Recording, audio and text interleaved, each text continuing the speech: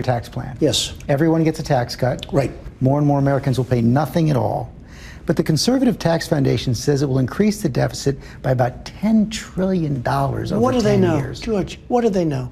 I mean, they've been doing this stuff for years. Can I tell you what? They've been doing this stuff for years. They're so off. You look at their past projections. They are so far off. People, this is a very dynamic plan. So not going to increase the deficit? People are going, well, if it works the way I want it to work, it's not, because we're going to bring back jobs. I am going to bring back so many jobs. One of the things that we're coming out with in the next 3 or 4 weeks is cutting. And the cutting is a big part of my plan. So you're going to come up with cuts that will close that hole? We're going to come up with very substantial cuts. And Department of Education, we're going to do cutting. And the economy is going to grow exponentially. You also said that this tax plan is going to cost you a fortune. It'll cost me a lot of money. How do you get there? Well, I tell you what, I have carried interest like a lot of other people do. And carried interest is a wonderful thing, but it's unfair, and rich people are getting... That's $20 billion over 10 years for everyone who has it. That's psychologically so important. If the economy grows, we all make it up. I mean, frankly, the job producers make it up. The economy has to grow. Let's dig into this. And by the way, we have to bring back jobs, also part of my plan. According to your financial disclosure, you made, what, about $250 million in the last year? 605 million. Okay, 605. The top rate goes from 40% to about 25%. Right. Capital gains comes down from 23 to 20. Right. That's a huge, that's tens of millions of savings. Everybody's going to save, according to my plan. And that's money, you know where that money's going? You're not going to be, George, paying that more money's taxes. going back into other things. But you're going to get a tax cut.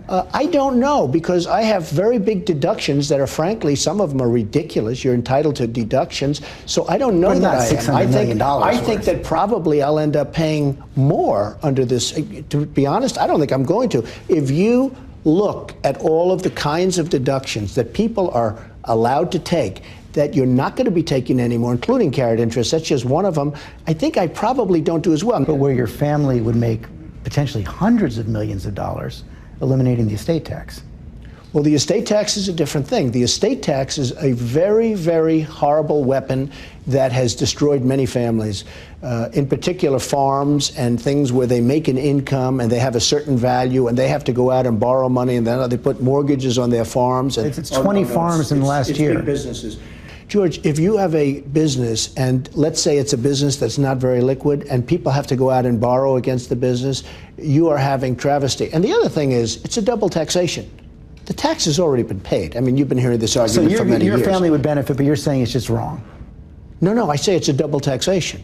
The death tax is an unfair tax because the tax has already been paid. Bottom line, you do accept that you are going to make out well under your tax plan. I don't know. I mean, if the economy is good, if the economy is great, everybody makes out well. Getting any closer to releasing your tax returns? Well, I'm thinking about it. I'm thinking about maybe when we find out the true story on Hillary's emails. You know, I've been saying that for a while. Let's find out the true story. But you know what? And I'm very honest on my tax returns. What is your tax rate? I'm not going to say it, but at some point I'll release it. But I pay as little as possible. I'm very proud to tell you. And I will say this. If this country were properly run, where the money wasn't in shambles, where the deals that they make aren't the Iran deal, where we're giving Iran $150 billion and the deal is a disaster in every single possible way, where everything we do is bad, including Obamacare, which is, by the way, the premiums are up 55% for some people. If our country was properly run, I'd almost feel much better about it. And so would a lot of other people. Let's talk about but I just want to say, I fight like hell to pay as little as possible. I used to watch Romney, who, by the way, really let us down because he failed to win an election that he should have won easily. But I used to watch him try and get his number as high as possible. It's not the way it works. I mean, I fight because that's a very big expense. And one of the problems and one of the reasons I fight so hard is because I hate the way our country is spending my money and everybody else's money. Let's talk about foreign policy. We've seen Russia go heavy into Syria this week, at least 2 days of airstrikes. Yesterday, Hillary Clinton, today, John Kasich, both say we should establish a no-fly zone in Syria. Would you do that? I don't think so. I think what I want to do is I want to sit back, and this does not sound like me very much, but I want to sit back and I want to see what happens. You know, Russia got bogged down when it was the Soviet Union in Afghanistan. They thought that would be quick and easy, and they'll go in, they'll clean it up. You think he's falling into a trap? Well, I think it's not going to be great for them, if you want to know the truth. But let's just look. They got bogged down. It destroyed the Soviet Union. I mean, they essentially went bankrupt. It destroyed the Soviet Union, Afghanistan. Now they're going into Syria. There are so many traps. There's so many problems.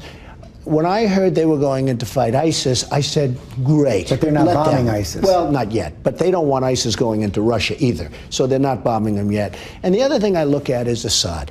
Assad's a bad guy, but they're all bad guys. We're supporting rebels. You know, they talk about the Syria Free Rebels.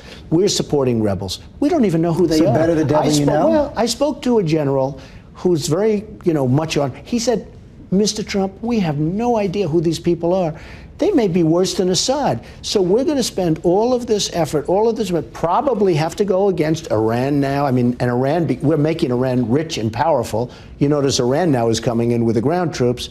They have $150 billion. All of a sudden, they're rich. The sanctions are gone. Everything's gone. What we've done with Iran is one of the most incompetent things I've ever seen. So now we have this, and we're going to fight for people that we don't even know who they are. Now, if you look at Libya, you look at Gaddafi, you look at what's gone there, you look at Iraq with Saddam Hussein. I mean, do you think we're better off now? Because I personally don't. We still do have this huge refugee situation. And a few weeks back, you said we'd have to take some in on humanitarian grounds.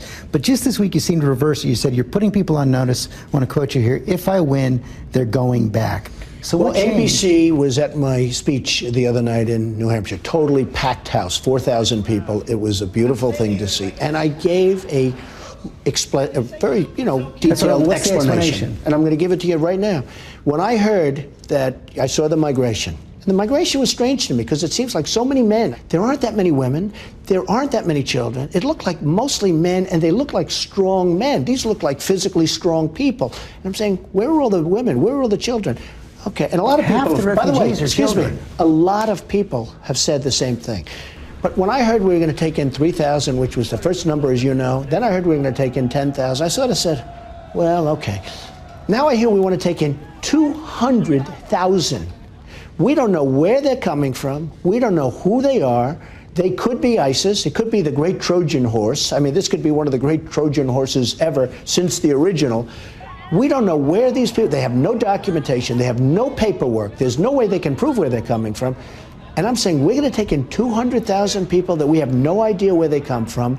And I said, I would absolutely not do it. I have a bigger heart than you do, okay? Believe me, I have a very big heart. And I understand the whole thing with migration. It's a horrible thing. Should have never happened in the first place. We screwed up. This country screwed up the Middle East so badly with breaking up Iraq. We have so destabilized the Middle East. It is a mess.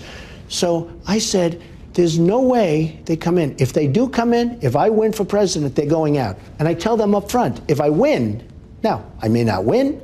I may not even get the nomination, even though even you will admit I'm leading big league in every poll, but I may not. I mean, a lot of things happen. If I win, they're going back. We are not going to take responsibility.